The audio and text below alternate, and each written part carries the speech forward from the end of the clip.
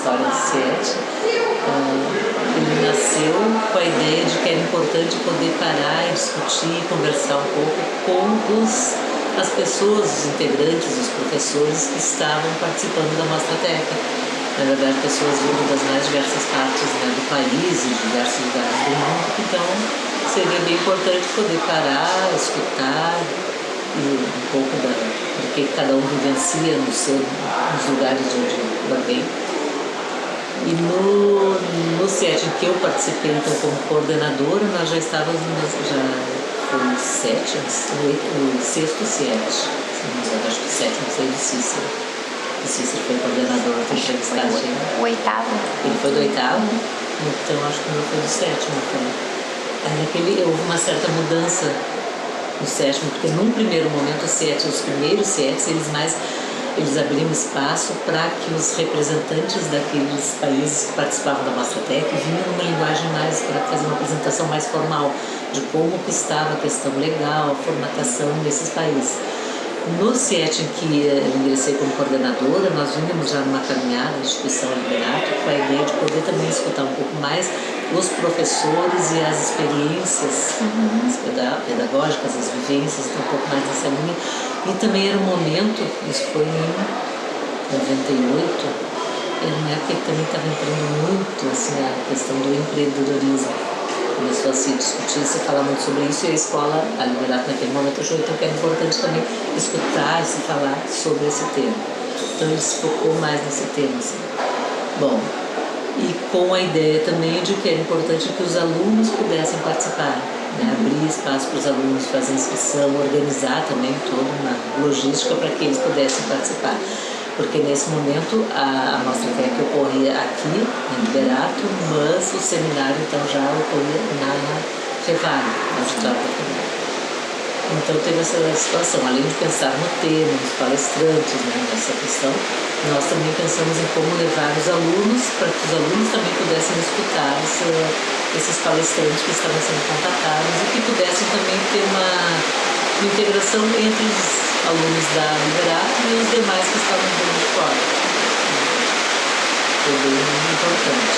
Também tivemos naquele momento a participação do governador do estado, na época do Olívio Dutra, recebemos o Olívio Dutra, foi bem bacana isso também, porque mostrava assim, um prestígio para aquilo que estava sendo construído, né? Essa ideia foi muito importante. E nessa logística também de fazer esse movimento de retirar os alunos aqui do Liberato, e essa situação de poderem saber que aqui é algo ensino médio, né, educação profissional, a Fevale já como um centro universitário, assim, então, só isso já era algo assim diferente para nós e para os próprios alunos e para os professores. Foi algo assim bem debatido e se buscou fazer da melhor maneira, também importante. Os alunos ouvindo também doutores, né, pessoas especialistas em determinadas áreas, foram desafios bem grandes. E a participação dos alunos já naquele momento a gente considerou assim excelente. Na verdade, os alunos sempre sabem se fazer, representar, integrar, isso foi bem bom.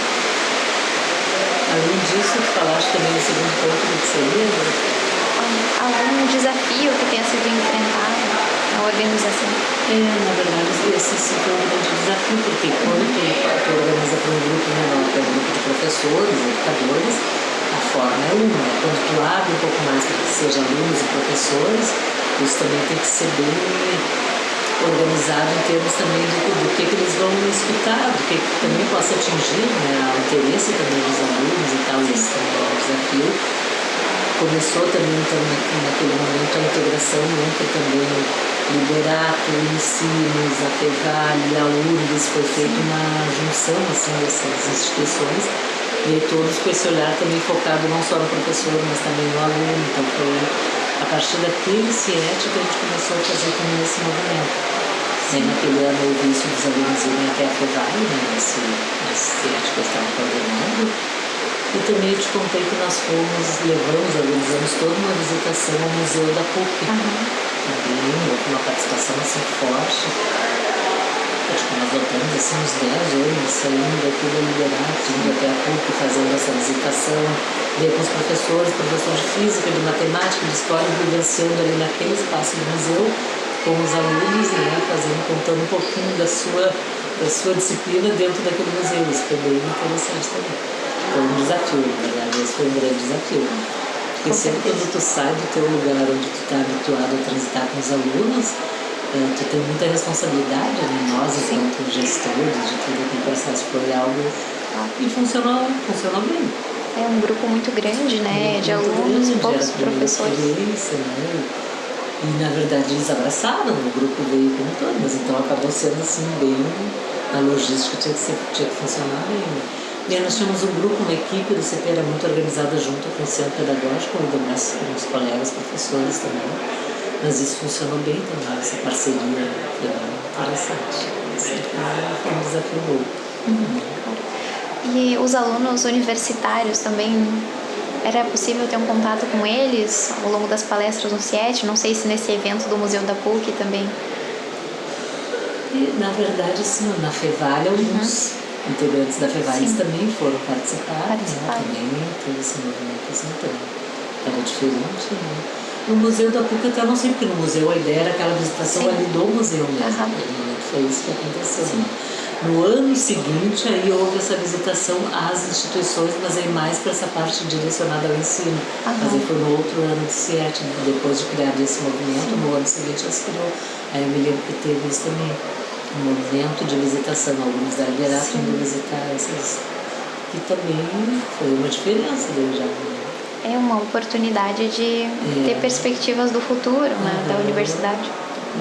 Interessante. Saber que além de se formar como técnico e tal, também pode dar continuidade aos estudos em outras instituições aí, né, já no nível superior. Acho que esse é um passo diferente, bom, importante também. Né? Acho que isso Com certeza. Então agora, o que tu imaginas para o futuro do CIET? Para mais 30 anos de edições? Não, eu estava pensando também em te deixar um nome de sugestão do palestrante. Renato Oliveira, ele foi palestrante, ele fazia parte ali do governo, secretaria na época que era. Esse foi um palestrante bem importante, assim, que fala um pouquinho sobre a questão da ciência, das pesquisas. E agora, passado esse tempo todo, nós temos agora a nossa Tec 7 ocorrendo na FENAC, né?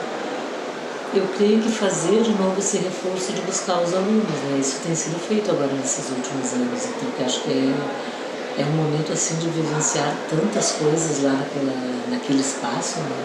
De visitar os trabalhos, mas também de participar do CIET, escutando quem está indo ali para contar um pouco das suas experiências, do seu conhecimento.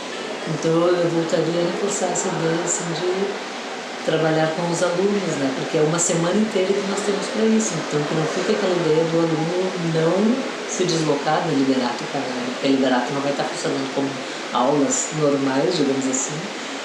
A gente teria que criar essa logística de levar também os alunos até lá. Mas sempre com temas que sejam os temas que são os mais urgentes e necessários, né?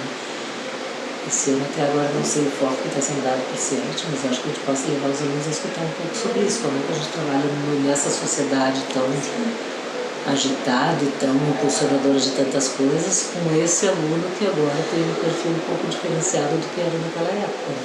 Com certeza, né? Muitas coisas mudam. Poder olhar para isso também, né?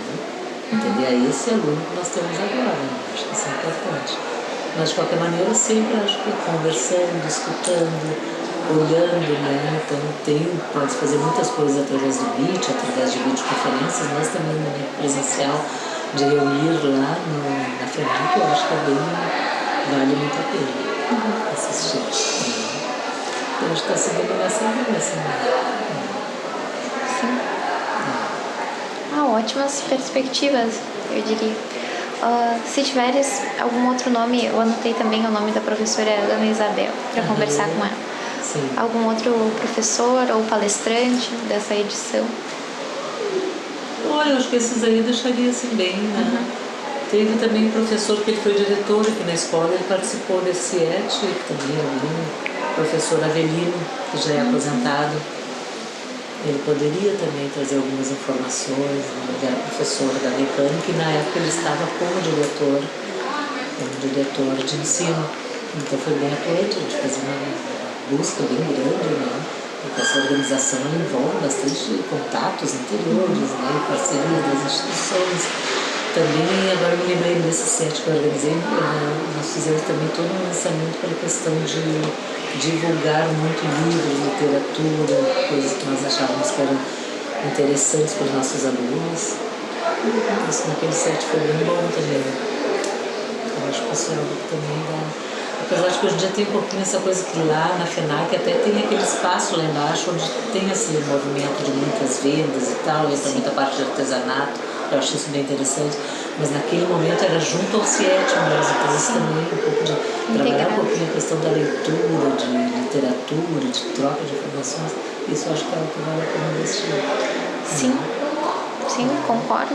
Acho que é muito bom integrar o seminário com outras perspectivas, né? Porque ali a gente está assistindo uma palestra e depois tem a oportunidade de ler também, de discutir.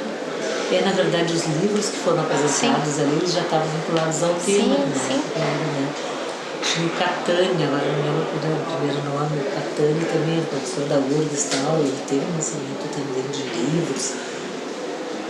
É um trabalho interessante que ele tem. Eu acho que já são algumas coisas que foram feitas e que a gente pode também retomar, né?